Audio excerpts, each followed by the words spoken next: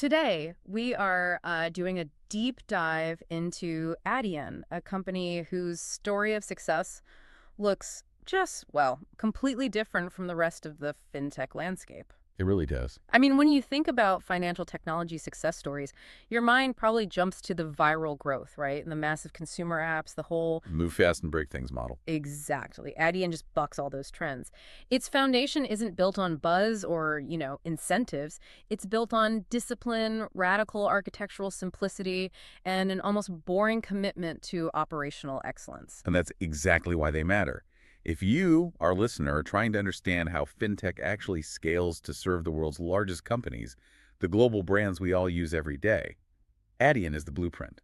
So our mission today is to unpack the architectural choices they made that allowed them to go from a startup to, well, to critical global infrastructure. It's a real study in strategic restraint. Okay, let's unpack this. We have to start with the problem Adyen set out to solve because it was, frankly, a nightmare for global commerce. Oh, a total mess. So imagine you're the CFO of a massive company like Netflix or Spotify back in, say, the mid-2000s. You need to accept payments in 50 different countries. Before Adyen, that meant dealing with just unbelievable fragmentation. You were literally forced to stitch together dozens of local payment providers and banks. What did that actually mean in practice? What were the pain points? The pain points weren't just inconvenient. They were catastrophic for a business at that scale. Every country meant a different acquiring bank. So different reporting systems? Different reporting, multiple integrations your tech team had to maintain, and agonizingly slow innovation. If you wanted to launch a new payment method, you had to integrate it 50 separate times. It sounds like an operational black hole. You've got poor data, high costs from all the middlemen, and I imagine huge regulatory risk. Absolutely. And the typical solution at the time was, well, it was just bad. Traditional providers just bolted new layers on top of their old, creaking legacy systems. Like putting a modern app on a 1980s mainframe. Exactly. You're just adding more complexity. So Adyen comes in and says, we're not going to do that. They chose a much more radical path. Which, in a way, was the most conservative choice they could make. Build a single global payments platform from the ground up. That's the core idea. One platform, one global architecture, one code base. That's it. They realized the complexity in payments doesn't come from the transaction itself. It comes from all those layers of fragmentation and the manual handoffs. But wait a minute. If you decide to build one monolithic global platform from scratch, you're sacrificing speed. That must have been a terrifyingly slow choice in a hot fintech market. It was a massive trade-off. You're completely right. It put them at a disadvantage in the early days. How so? Well, building that initial architecture took years of painstaking work. But that single consistent code base is what gave them the long-term structural advantage. Because they only have to code a feature once, and then they can deploy it globally. Exactly. And they only have one system to maintain. Yeah. That lowers their operational overhead and lets them deliver truly consistent reporting and risk management everywhere. It was a patient play. And it's fascinating how that strategy is tied to their origins in the Netherlands. You can see that culture of financial prudence and long-term infrastructure thinking. That cultural backdrop is so key. They weren't born in that Silicon Valley move fast and break things ethos. Their philosophy was more move slowly and build it right the first time. Precisely.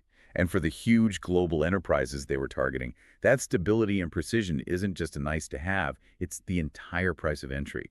When you're dealing with billions in revenue, you don't want novelty. You want boring, dependable infrastructure. Which brings us right to their enterprise-first strategy. They weren't going after every small business. They were laser-focused on the biggest players, the Ubers, the Spotifys, the global marketplaces. Yeah, the giants. Why does chasing only the biggest whales matter so much here? Because those clients demand the absolute highest standards of reliability and scale.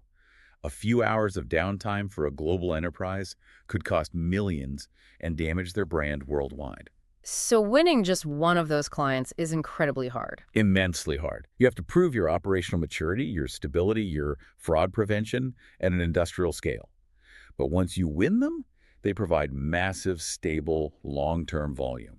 It's a high barrier to entry, high reward game. And to serve those giants, they had to own the whole payments flow. This is where the vertical integration piece comes in, right? They don't just handle the payment gateway. No, they own the entire end-to-end payments value chain.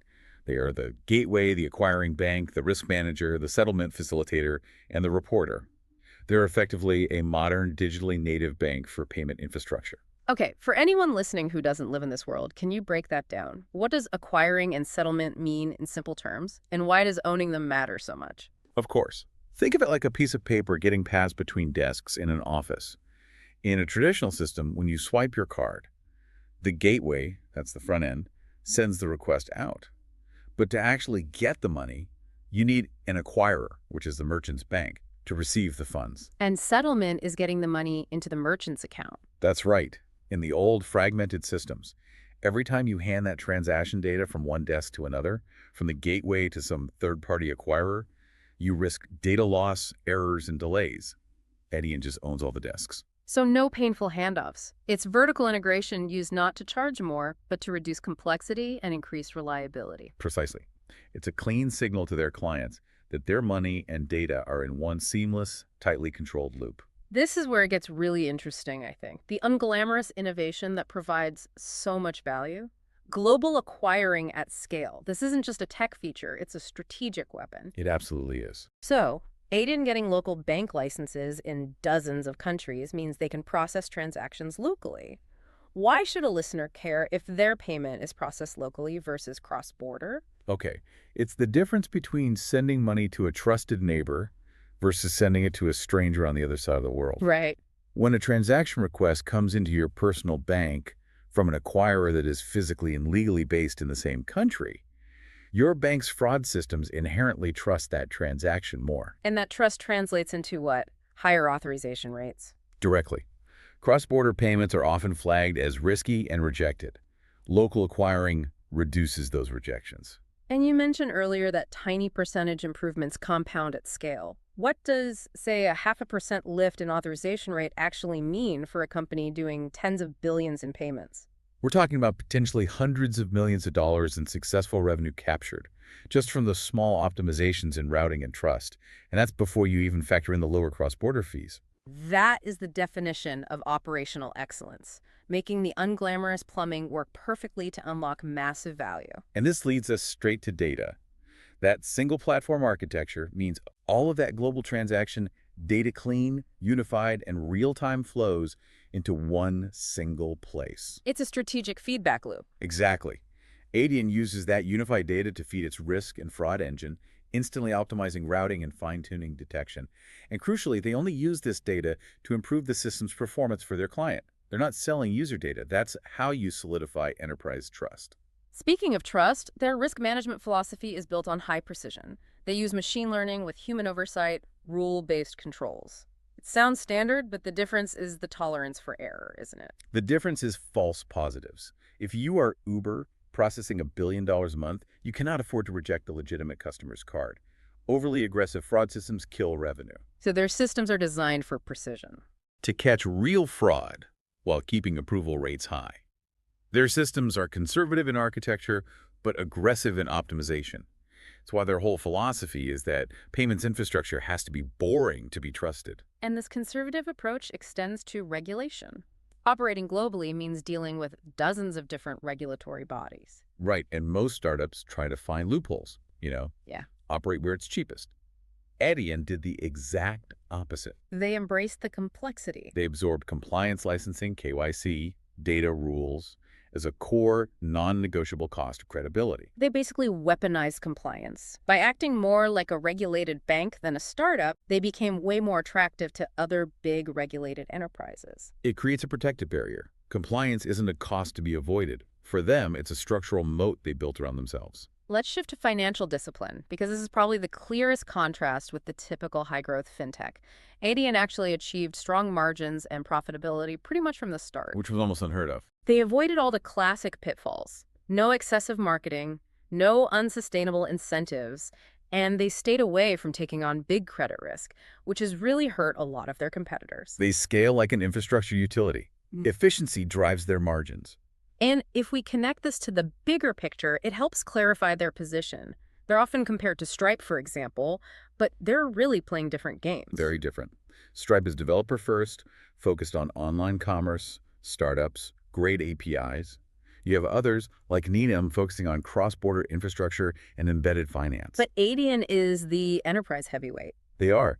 Their focus is unified commerce, not just online, but point of sale in physical stores, subscription billing, marketplace payments, everything running through that one system for clients who need absolute uptime and a single view of their global revenue. So that brings us back to their moat. Their competitive advantage isn't a slicker UI or cheaper prices, it's there. It's their architecture, operational maturity, and client integration depth. Okay, let's make that concrete. Say Spotify has Adyen running all its global payments.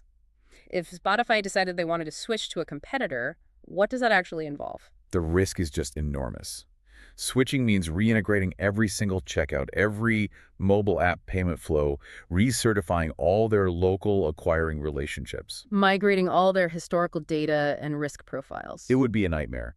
The potential for catastrophic downtime or revenue loss is just too high. It's not a contractual lock-in, it's structural stickiness. Once Adyen is inside the commerce engine of a global enterprise, they become functionally irreplaceable. Without a multi-year, multi-million-dollar project that no CFO in their right mind wants to approve.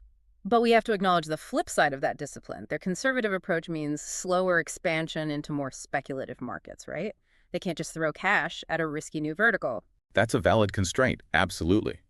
But that same restraint is what protected them during the recent economic downturns.